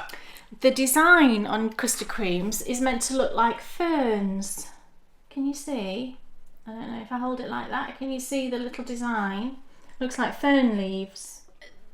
Although it says custard cream, I don't think traditionally it is actually a cream inside because of what they make it with now. It's more of like an icing. But they use custard powder, obviously, and that's where the custard cream comes from. That is custard powder that's used rather than a traditional egg custard sort of thing. And I think that's about all I found out. That was pretty good. Oh, was it? I'm very impressed. Right. Yes. She's absolutely right. Originated in 1908. The print is Baroque. So Yes. it's a Baroque imprint. And It's very pretty biscuit, isn't it? the reason why they put ferns on was because at that time, ferns were absolutely everywhere. They were, and Victorians also loved them. Yeah, they used to make, didn't they? I was going to say a fernery. I'm not sure it's called that, but no, I don't think it's. I don't think it's that. But I know they used to, when they planned out all their gardens, they had an area for ferns, didn't they? Now, some supermarkets produce own brand versions, and we have one. Yeah. We have one here today. We have Sainsbury's custard creams. We also have, and you can tell the difference between the two because one is slightly darker baked. That's McVitie's, I think you said, didn't you? That one's McVitie's. McVitie's, we've got Sainsbury's. And some supermarkets produce their own versions, which include lemon, so there'll be a lemon cream, orange cream, chocolate cream, which I find a bit weird because that's just a bourbon, really. No, it's not, because the bourbon has got chocolate biscuit as well. I know, but chocolate's such an overpowering flavour. Yeah, I don't think I've ever seen any of these flavoured ones. I have. I've seen lemon and I've seen orange. Right. You can also get strawberry, which I've seen, and coffee, and I'm pretty sure I've seen coconut too. Have you? Yeah. No, Yeah, stop it. They definitely make a coconut one because it says so on Wikipedia. Well, I've never seen it. Well, go to the foot of our stairs. I want one. In 2007, Yeah. 7,000 British people were surveyed, and 9 out of 10 of those people said the custard cream Really? was their favourite biscuit. 9 out of 10? Yeah. Wow. That's a good score, isn't it? It is. Yeah. In 2009, it was ranked the 8th most popular dunking biscuit in the UK. Well, I never. And in 2010, Chino Latino's restaurant in Nottingham baked the world's biggest custard cream. It weighed 34 pounds. No. 34 pounds. That's huge. I can't even comprehend the size of I know. that. And they did it for children in need, and they Right. auctioned it off. Oh. Yeah, can you imagine trying to dunk a 34-pound biscuit? You'd need a massive cup of tea, Yeah. wouldn't you? Now there's an advert, wasn't there? With it was a Yorkshire tea It advert. was. Yeah. I was just about to say that. Well, they had Yeah. an absolutely ginormous Yeah. cup of tea. But, enough talk, really. What we need to do, because Kay's never dunked one of these, I don't think I have ever dunked custard cream. which is just insane. I would just scoff it. I never think to dunk it. I think we should talk about this first before we talk about that. All right, okay. So, I have the McVitie's. Kay Right. has I've got Sainsbury's. Sainsbury's. So, what I always do before I dunk is I always just tap off the crumbs. There was nothing there. Because, well, I just like to do that because what I hate is I like to fully drink a cup of tea. And you don't want... Or at least I used to. I never finish them anymore, do I? You're dunking in Red Bush, Earl Grey. That's a bit odd. It's no odder than drinking Red Bush Earl Grey. Well, it is. You have to dunk in proper English tea, No, don't you you? don't. Well, you do. You dunk in the tea that Everybody's you enjoy agreeing with me. Yeah. They are. Look, those of you who are going to try dunking, please dunk in whatever warm drink you would like. Right. You could even dunk in coffee. Oh, coffee. Yeah, yes, but you can get biscuits specifically to dunk Yes. in coffee. Yes. So I think we should give this a go. Now, the trick is not to leave it in too long. We have tea. If you leave it in too long, then it drops off. I know. And that's bad. But the beauty of... I think this would take quite a bit of dunking, though. Well, it will take more dunking. I'm gonna go 1, 2, 3, 4. Okay. There we go. Oh my! What have I? That's really lovely. good. Do you not agree? I said to you last time that the cream holds the biscuit together. Isn't it nice? Winner, come on! I mean, There is nothing more comforting than dunking biscuits in tea. There is not. 4 seconds and it's well saturated. I just did 2 seconds then and it was like a medium, and I quite like the 2. Beautiful. Although the 4 was nice as well. So nice. Oh, it's a simple pleasure, isn't it? Now, did we score the digestive? Because I think For dunking, we didn't. We never dunked it. Did we dunk? We didn't dunk it, I think. Well, let's get one. Have we got digestives too? I hope so. We might have if you have. Here is a digestive. Oh, we do. Let's just break it in half then. I don't want I to. shall break it in half. There you go. Oh, you see, I think digestives are the king of dunkers. No, you can't say that before you've done it. Okay. And you can't go in. I think rich with tea. frequency. Rich tea. No, it drops off. Well, it doesn't. No. Hold Right. on. Okay. 1, 2. Not as long. Not as long. Lovely. It does. It does bring out the sugars. It brings out the sugars. It changes the taste of the biscuit. I prefer the biscuit dunked. Digestives on their own, for me, they feel a bit medicinal. Oh no, I disagree. I think I prefer digestives dunked. Well, you're insane. I'm not. She's insane. The custard cream won that hands down. Kay, what are you talking about? I'm not doing another. Why? I've just had 1.5 biscuits. The custard cream wins. Oh. There's no competition. Really? There's I no like competition. I like them both, but I think I prefer the digestive. The custard cream is much more of an event. There's more going on. That's true. That feels like something exciting. The digestive, you know. And then when you drink your tea after you've dunked a biscuit, it's the best tea in the world. I don't know why. I don't think the biscuit affects the flavour of the tea or anything All in like your that. head. But it's just like, I've just had a biscuit and dunked it, and now I've had a lovely cup of tea. Oh, it's wonderful. Now that is a biscuit. That is one of Kay's homemade custard It creams. looks enormous, doesn't it, next to the others? And I have to tell you that I'm not a biscuit eater. No, not really. And you know, I enjoy dunking that, but And I am a biscuit eater. I used to be a biscuit eater. I used to get the biscuit tin down and stuff my face when I was about 15. But I stopped. These though, they're just, They're lovely. it's so much nicer than that. They are, it's got to be said. Yeah. But anything homemade, I think, isn't it, really? It is, but I don't think there's many biscuits that you could make for me that I would be, that I'd go for. No, probably not. Whereas this, because it's got that cream in it, that's what raises it above the rest. And it's the same with the shop bought. I really do think that cream makes it much more exciting. It's just gorgeous. It's very simple. They're very simple to make, and patrons will have seen. It's called Cook in the World, my dear. Thank you.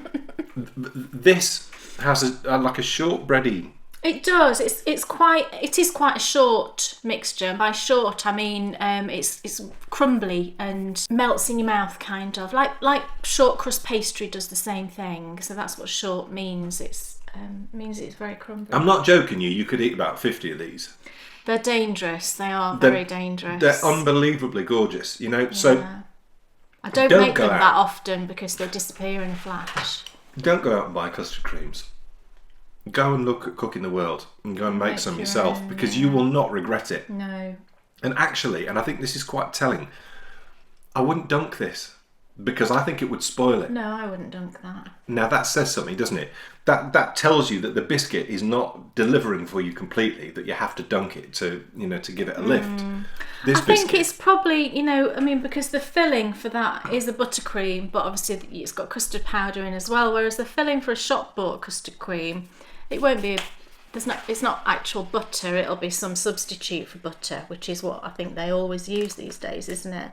I'm not seeing butter on that list at all. So we need to give the digestive and the custard cream a score. for dunking, out of how many? Well, I think it's an overall score. So let's... Out of how many? Well, out of 10. 10. Right. Because that's sort of traditionally, isn't it, how it's done? You normally score things out of 10. So it's an overall score, there's a biscuit, dunking, the whole thing. Well, I would probably go 8 for a digestive and 9 for a custard cream. Well, I'm gobsmacked. Why? I did not think you were going to say that. Because I thought you were going to say 8 for a digestive and 7 for a No, custard cream. because even though I think a digestive is better for dunking, I think overall, as a biscuit, the custard cream... How nice I like was it that custard better. cream dunked? And don't It was lovely, yeah. be honest here. Yeah, it was Yeah, lovely. It was.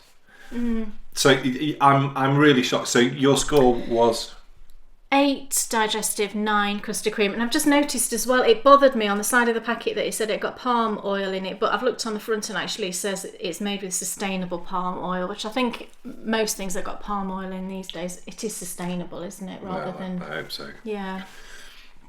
I would go personally. I'd say 6 for a digestive, Oh, and I'd probably go 8 for a custard right. cream. But after eating one of Kay's custard creams, which we have to add into the mix, well, I can't vault it. So I'd have to go 10. 6 for digestive, and you scored a digestive 8. So I love digestives, so... Yeah. I split the difference, so 7. Right. And you scored the custard cream 9. I said 10, so split the difference 9. 9. Yeah. What will we be trying next time? I've got no idea. There's so many choices though. You could go malted milk. No. Do you not like malted milks? I don't mind them. I'm not a huge fan of malted milks. I don't love them. And really I bought them recently for Bryony to have, and she liked the fact that it's got a cow printed on the front, but she wasn't that bothered about them. I'd like to know the history of the Anzac biscuit. Oh, well, it's from New Zealand, I think. Yeah. And I'd never seen them on the shelves here before until quite recently. Yeah, you can get them, but you have to look in the posh biscuit bit, not in the normal biscuit bit. I'd totally heard of them. I knew. I've made them. Oh, you've made Anzac biscuits. How come? Can't remember, but I've made them Right. years ago. Why would you make Anzac biscuits? Why not? But it seems quite a random thing. I used to bake a lot. I know. Hence Bakery Bears. I know, but before I met you, I baked even more than I bake now. I just wonder what drew you to it, though, that made you I think. have no idea. Was it in the Biro book, maybe? Maybe. Right. The Biro book is brilliant. It's here, actually. Has anybody got this? And it's years old. The recipes in it are years old. But there's an awful lot of biscuits in there. There are. I didn't even know that you could make arrowroot biscuits yourself. Oh, I love arrowroot. Well, maybe that's... I love arrowroot biscuits. Have you They're dunked an great arrowroot? for dunking. Ooh. They're brilliant for dunking arrowroot biscuits. And so it's time for us to find out, Kay Jones, what's off your needles? Wow. Well, How exciting. I finished my socks, everybody. My Easter sprinkles socks are done. Yippee. There is 2. That just looked like there was 1 then. And they're all washed and blocked and lovely. And they came out so nice. And I dyed this myself, and it's on a sparkle base, silver stellina, this one. And I'm going to give these to Bryony I've decided I'm going to give them to this afternoon when she gets home from school, because she loves her hand knitted socks. And I think all of the pairs I've made recently that have been, 64 stitches, I've given to her because she just loves them. And in fact, she went swimming. You took her swimming, didn't you, on Sunday? And I said, oh, don't put your hand knit socks on, because I would hate for you to leave them behind or the drop on the floor or anything.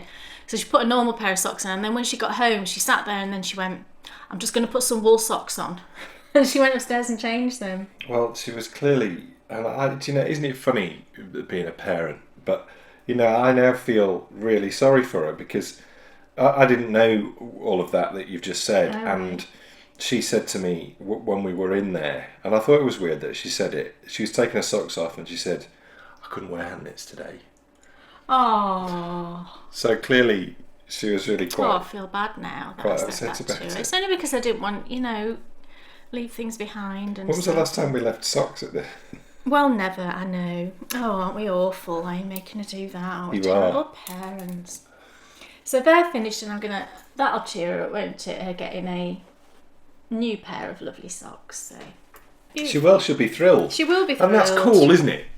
That is so cool that she sees the value in things like that, because so many people her age wouldn't be bothered at all, would they? So it's great, isn't it, what we all do? Because I think it's the same in any household where it's seen as an important part of life.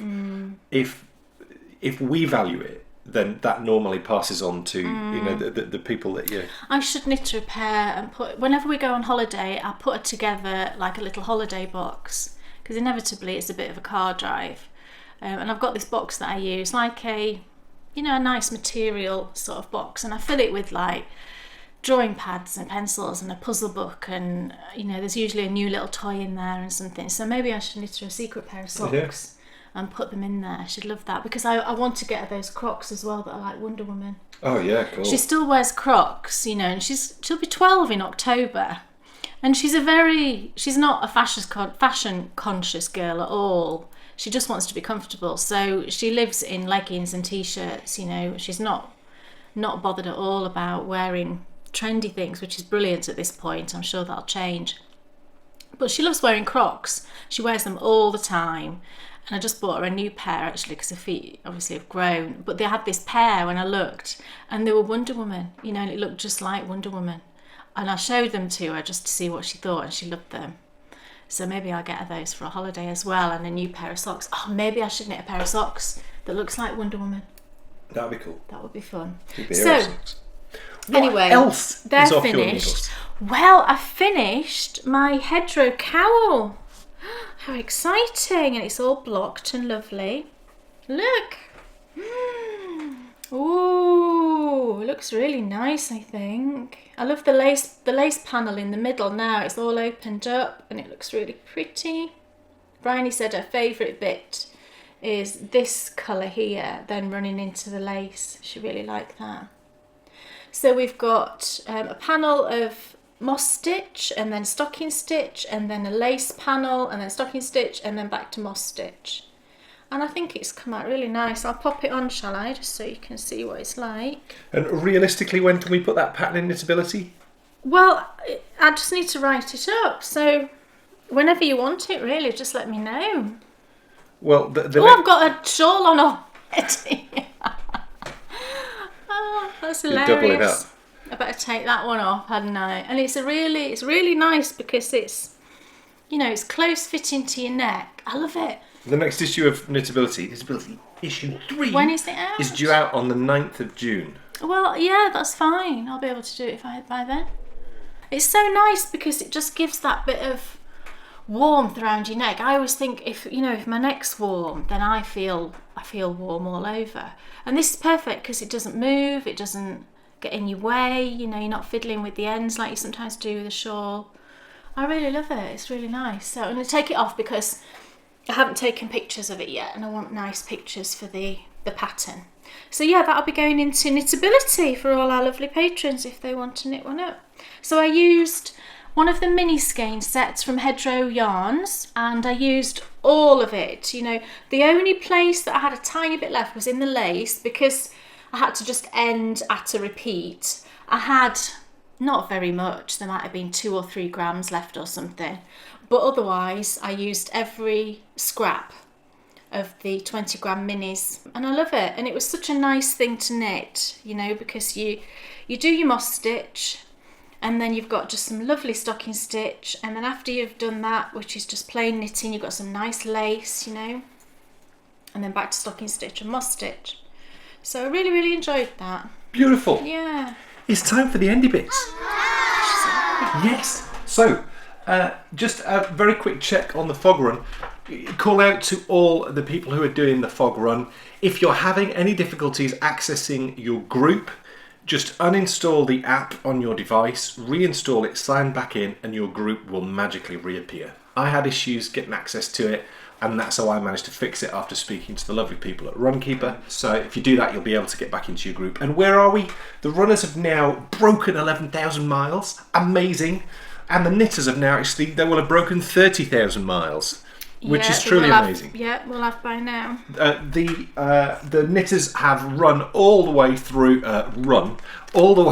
Russia, and they're now into Alaska and making their way across Alaska. And the runners, I think we were in Lahore last time I checked, so going really well. And that actually picks up on the next Cook in the World. We've obviously just done Cook in the World England, and that was the Custard Creams, but the next Cook in the World, it's going to be a savoury course, and we're going to be cooking Russia. And a huge thanks to Natalia, who is an Instagram friend of mine who's in northern Russia, who has helped us with some recipe ideas. Yeah. And I think we might do what she suggested, but we won't say yet, because you can have a look. Yeah, thank you so much, Natalia. And the next Cook in the World will be out on the 15th of June. There's a KAL starting. Started? Yes. The Opal knit along started yesterday. Woohoo! Very exciting. And obviously we're recording this a couple of days before it actually starts, so I haven't cast them on in this reality yet, but I will have by the time you watch this. So I thought I'd show you what I decided on. I'm going to cast on 2 pairs. I was going to cast on 3. I think I was being overly ambitious.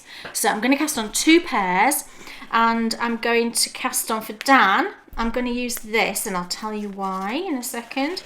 So I'm using Opal Rainforest, and it's the colourway number 9245, and it's called Snooky Lumps. Snooky Lumps. What's that? That's from a film. Snooky. Why do I know that? I don't know, but that Snooky Lumps.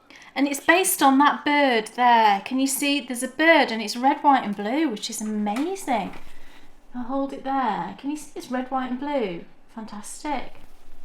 So this is yarn. I've caked it up because I just find it easier to knit from that rather than the actual ball. Look at that. Red, white and blue. And the reason I'm using this is because in this country next month in June, it's Trooping the Colour, which is like a celebration for the Queen's birthday. Is that right? Yeah. Is that why they do it? Yeah. And I love watching Trooping the Colour. It's just fabulous to watch, you know, the military precision, and I just love it. I just love watching it. So I thought, well, I'll probably be still knitting on these when it is Trooping the Colour, so that would be brilliant, the red, white and blue. And I've got a solid for the heels, but it's colourway number 5187, and I think it matches really nicely. There's a darker strand of blue in there, so look, and I think that'll look really nice for the heels. And then the other pair I'm going to cast on will be for likely Bryony or me, you know, they'll fit both of us. And I'm using this one, which is a fairly new purchase. It's one of the My Sock Design range that I showed recently. And it's the one that's called Over the Rainbow. And it's in English on there rather than German, which I think is lovely. 9376, Over the Rainbow. And it's this loveliness. Oh, lovely. I think Bryony will love that. And I've got a lilac, I think this is lilac solid of Opal, and I was going to put that with it because I think that would just look lovely, because lilac is Bryony's favourite colour. So that's the 2 pairs I'm going to cast on. I'm going to use Knit Picks Caspians for the rainbow one, and I'm going to use Chowgoo, the mini twist in 2.5 mils for Dan's. So there we go. They will be cast on by the time you watch this, and I'll post pictures, I'm sure. It's like a lovely little heart. It does, doesn't it? Yeah. So I'm very excited to cast those on. on my birthday. I know. How exciting. And then just the last couple of things I wanted to show you and talk about is I have been buying minis because I'm just a bit obsessed. I bought another Hedro yarns. It's the same base as the one that I used for the cowl, but it's different colours. I think she just does different colours each time. They're just lovely. Oh, aren't they just sweet? So I might do the same thing with these, or it might end up in a blanket or something. So I got those from lovely Hedro yarns. And then I bought this set of minis. It's from Felt Fusion, and it's bed knobs and broomsticks. And it's 5 minis, 20 grams each, and it's got sparkle in. And she's named the colourways after things in the film. And I was going to use these from a block, but some of the colours are not the colours I would expect for what she's called them. It's her interpretation at the end of the day. So I've just decided I'm going to keep these and put them into, some other projects. It would make a fabulous cowl, actually, wouldn't it? With those colours. So I've got those lovelies from Felt Fusion. And then the last thing I just wanted to quickly mention was we got a parcel last week from lovely Susan Claudino. And this parcel was momentous, is all I can say. Couldn't believe, I still can't believe she sent. She very sweetly wanted to thank us, and it was us that was thanking her. No, it's for agreeing to be part of crazy. Knitability, but she was unbelievably grateful, which is unbelievably sweet of her. Because we were so grateful to her. It's like a whole circle of Yeah. gratefulness. But she wanted to send us something to thank us for featuring her in Knitability, and it's She just sent, amazing. what she sent. I'll just show you a couple of things. She sent the most fantastic parcel, and I opened it up, and this is the first thing I saw. Look. Has anybody knit this pattern? It's Susan's Kitchy cat. Do you recognise these cats? It's 2 of the cats from the original pattern. Amazing. I didn't know what. I'm still kind of speechless. Well, you can imagine, Bryony. It was just the best thing in the world. And I remember when I first showed her the pattern, she commented that she loved the orange one because it reminded her of our cat that passed away called Lucy. She was an orange. She was, I don't know what you call orange cats. Ginger, thank you. So I just sort of reminded her of that before I gave them to her, and then just gave them to her, and she's like, she couldn't believe it. She couldn't believe that she got these cats from the pattern. Susan's made these, and just amazing. And they've not, Susan, if you're watching, they've not left her side. She's obviously at school now, but she literally, when she sat, drawing or whatever she's doing, they're there, they're right there. She's got them right there. Unbelievable. And then she sent a whole bunch of handspun. Susan's handspun. It's like nothing I've ever seen. Look at this one. I still don't know if this is handspun, Susan. Susan, did you... I know this is a stupid question. Look at this. It's the most perfect handspun ever. It's spun right around. And not only did she send one... Look! There is no words, honestly, there's no words. And she did say to me, make sure you get some of that handspun. I said. He There's did. 2 each. He did. And this one's slightly thinner, so I'll definitely use this one. It's Rambouillet. I mean, I've never knit with Rambouillet. It's beautiful. Pegasus, the colourway. 388 yards, a DK. So, I mean, that would make a beautiful shawl, if I found a coordinating for an edging. Just fantastic, And there was other bits and pieces. I mean, there was... I'll save the other thing to show you, actually, for next time. Cool. Yeah. Thank you so much for joining us for Kay's extra special birthday party episode. Not forgot anything. Opal KAL started yesterday, so please come and join in. There's a thread there, and you can come and chat to her and show us. There's a chatter thread on Ravelry, Yeah. and there's an FO thread on Ravelry, and if you want to hashtag it on Instagram, it's BB Opal KAL. Cool. Hashtag Desert Island Yarn. Come and tell us and show us some pictures too, if you like, of the yarn and the needles that you would take to your desert island. And you could superimpose yourself onto a desert island. You don't have to do that. Or what you could do is go to a desert island with your yarn and your needles. Maybe some of you live on an island. Oh yes, well I think people do. Yes. Well, we live on an island, I know, but not a desert island. You know what I mean? Any island will do. Yeah. Take a picture and post it and hashtag it Desert Island Yarn. New adventures of the Bakery Bears back next episode, where we will be exploring the amazing Druids of Brimham Rocks. Wow. So do not miss it. It is a site unlike any we have ever visited. Yes, that's true. In fact, we have personally never visited a site quite like this before. No. It will be immense. Yeah. And that's next episode. So thank you so much for watching. It's been Thank you, everybody. wonderful, hasn't it? Thank you for celebrating with me. With the birthday girl. Yay! And we will see you in 2 weeks for more. Yay. Bye. Sitting and knitting, it's Dan and Kay, the bakery bears. Enthusiasm's not quitting for Dan and Kay, the bakery bears. They'll take you to fabulous places of which their favorites they'll share. You better buy a pattern and get yourself a bakery bear. You'll find yourself in a castle while watching the bakery bears. It never feels like a hassle to sit and watch the bakery bears. What's on your shelf